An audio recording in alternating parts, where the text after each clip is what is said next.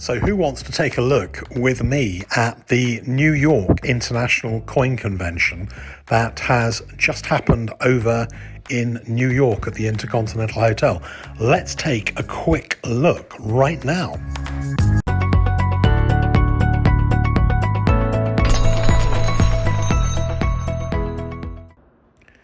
In the coin world, January is the big date of the year, and all of the major international action is all to be found in New York.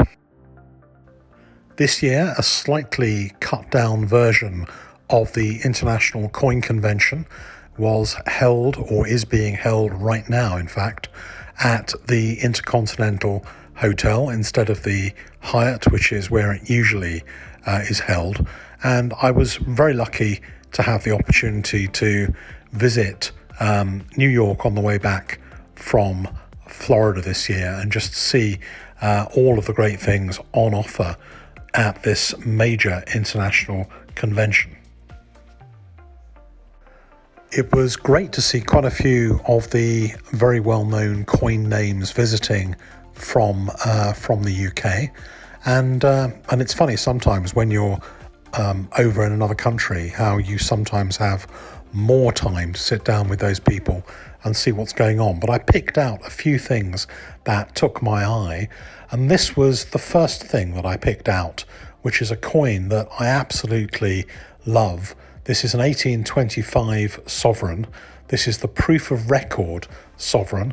There are actually 4 types of this coin. There are 2 patterns and 2 proof of records, and this is the reeded edge proof of record, exceptionally rare coin. Probably less than a dozen of these coins, maybe even fewer than that, known to exist. And this one is in really lovely condition, very nice coin. Pricing mid-20,000s, so this isn't a pocket money coin, but it is a coin I'm particularly interested in because I always look out for the 1825 pattern coin, which is a coin that is incredibly difficult to find and even rarer than this version. Big thank you to Neil Paisley from Baldwins for letting me see that amazing coin.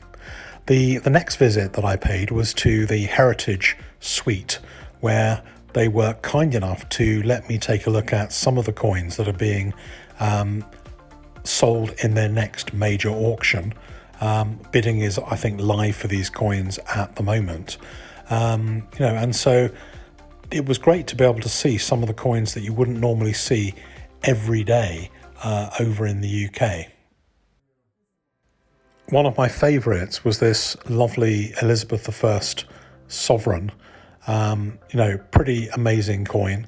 As you can see from the size of this coin, over the years, sovereigns have really shrunk quite a bit, but originally they were a much larger size, and I don't suppose many people in Elizabeth's time had really got a chance to handle one of these coins.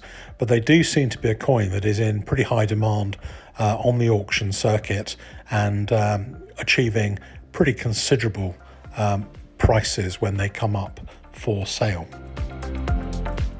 The next coin that caught my eye was this one, which is a 1552 Edward VI crown.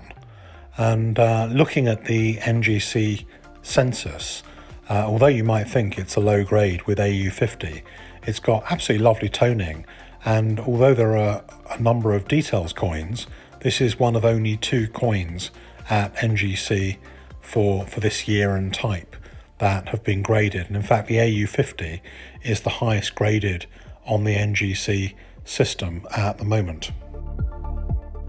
Those of you that know me well will know that I am a total sucker for older British proofs, and although I don't have any 5 sovereign older proofs in my own collection, some lucky person is going to be able to bid for and win this coin at the next auction.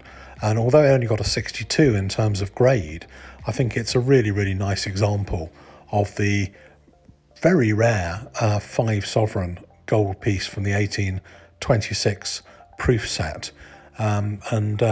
I think these coins generally go for between what, 90 and 120,000 pounds, something like that, roughly. So not a cheap coin by any means.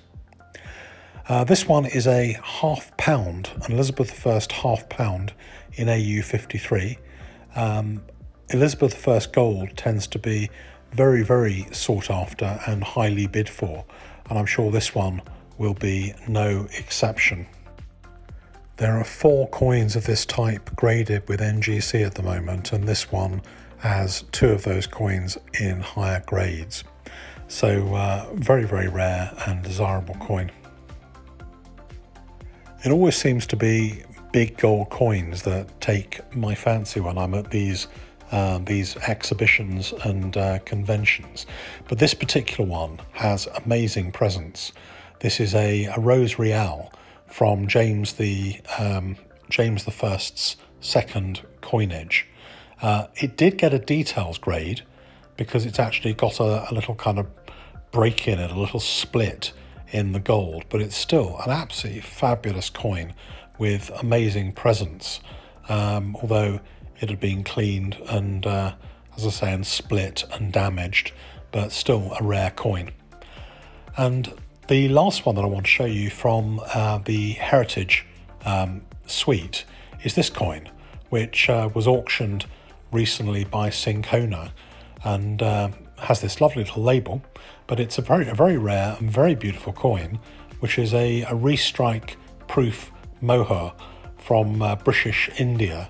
And there's a lot of people who collect coins of the British India time period, and I know there's a lot of interest in these, and I've got a lot of friends who collect these kind of coins, so I just popped this one in just to give them something to take a look at.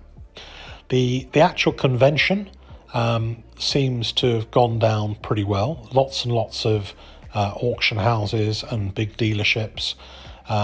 Difficult to get into the room. You have to prove your identity and prove your vaccination status to be able to get into the show. And as a consequence of that, and maybe because of COVID, the show maybe wasn't as well populated by guests as it might have been. One of the last ones I want to show you is this one that I stopped by the Sovereign Rarities stand and had a chat with Steve Hill, who is the author or the revisionist of the Marsh Sovereign book. A very, very, very well respected character in the coin world who basically knows everything there is to know about sovereigns. And he surprised me with this coin. This is a 1911 Canadian sovereign, but with a satin finish. Very rare coin. Steve told me he'd seen only a very few of these coins up to that point. And the price tag on that coin was around about £25,000, something like that, from Sovereign Rarities. And I'm sure if you want that coin, take a liking to it and give them a call. They would be more than happy to sell it to you. This coin also was shown to me by Steve, and an expensive coin. It came out cleaned, although Steve couldn't really see very much of a evidence in this coin of cleaning. But this is the very, very rare First World War time London issue of the 1917 Sovereign, for which 99% were melted down and disappeared. Sadly, it's time to bring this little video to a close and to thank you all very much for watching. But I will be putting up another video taken at the Coin Convention as well. So watch out for that, which is a look at some of the amazing coins that Stack's Bowers had for auction that night.